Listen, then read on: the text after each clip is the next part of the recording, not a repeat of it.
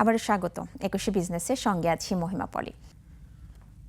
রাজধানীর কারওয়ান বাজারে mobile phone ব্যবসায়ীদের সঙ্গে পুলিশের ধাওয়া পাল্টা ধাওয়া হয়েছে। ব্যবসায়ীরা রাস্তা অবরোধের চেষ্টা করলে পুলিশ বাধা দেয়। সে সময় দুপক্ষের মধ্যে ধাওয়া পাল্টা ধাওয়া হয়।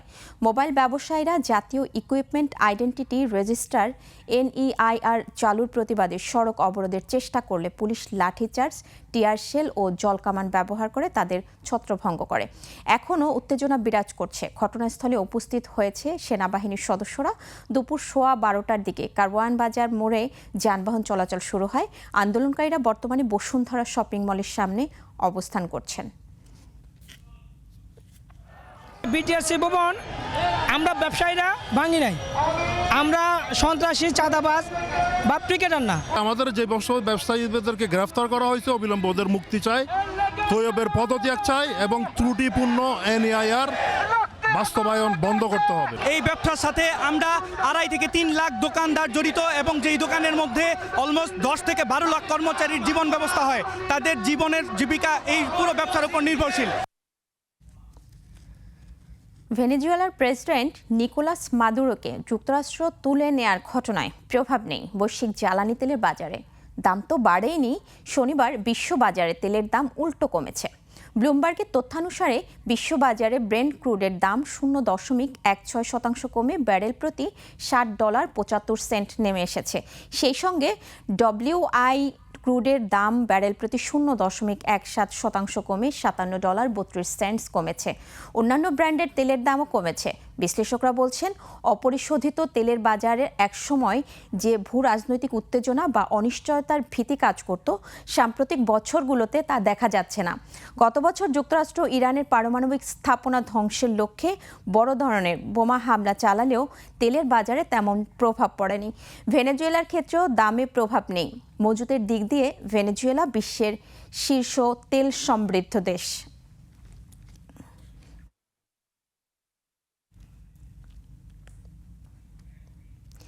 চলতি অর্থবছরের বার্ষিক উন্নয়ন কর্মসূচি ADP থেকে প্রায় 30,000 কোটি টাকা কেটে নেওয়া হচ্ছে।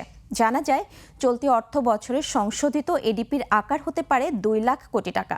চলতি অর্থ বছরের জন্য 2,30,000 কোটি টাকার ADP নেওয়া হয়েছিল। চলতি অর্থ বছরের মূল ADPর অর্থের মধ্যে স্থানীয় উৎস থেকে যোগান দেয়া হয় 1,44,000 কোটি টাকা। এটি কমিয়ে 1,28,000 কোটি টাকা করা হচ্ছে। আর মূল ADPতে প্রকল্প সহায়তা হিসেবে আছে 86,000 কোটি টাকা।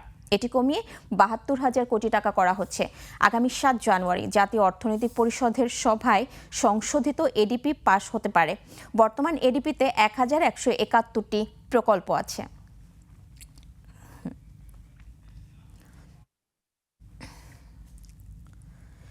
বৈদ্যুতিক গাড়ি বিক্রিতে যুক্তরাষ্ট্রের টেসলাকে ছাড়িয়ে গেছে চীনা BYD জানিয়েছে 2025 সালে গাড়ি নির্মাতা প্রতিষ্ঠানটি মোট 22,60,000 বৈদ্যুতিক গাড়ি বিক্রি করেছে। 2024 সালের তুলনায় তাদের গাড়ি বিক্রি বেড়েছে 28%। অন্যদিকে 2024 সালের মতো সদ্য বিদায়ী 2025 সালেও টেসলার গাড়ি বিক্রি কমেছে। গত বছর টেসলার গাড়ি বিক্রি কমেছে 8.6%। গত বছর টেসলা 16 লাখ গাড়ি বিক্রি করেছে। মার্কিন বাজারে চীনের BYD বিক্রি না হলেও 2025 সালে বিক্রিতে টেসলাকে ছাড়িয়ে গেছে BYD। চীন টেসলার দ্বিতীয় বৃহত্তম বাজার। তারপরও 2025 সালে টানা 2 বছর টেসলার বিক্রি কমেছে। 2025 সালের শেষ প্রান্তিকে টেসলার বিক্রি দাঁড়ায় প্রায় 4,18,000, আগের বছরের একই সময়ের তুলনায়, যা 15.6% কম। BYDর সফলতার মূল কারণ তাদের গাড়ির দাম কম এবং উন্নত বৈশিষ্ট্য।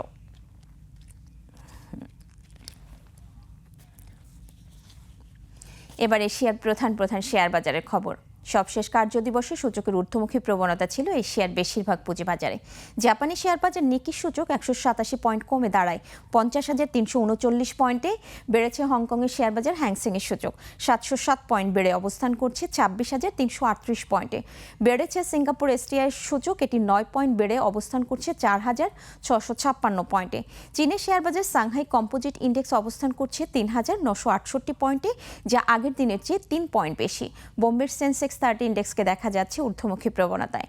সেন্সেক্সের সূচক 573 পয়েন্ট বেড়ে অবস্থান করছে 85,762 পয়েন্টে।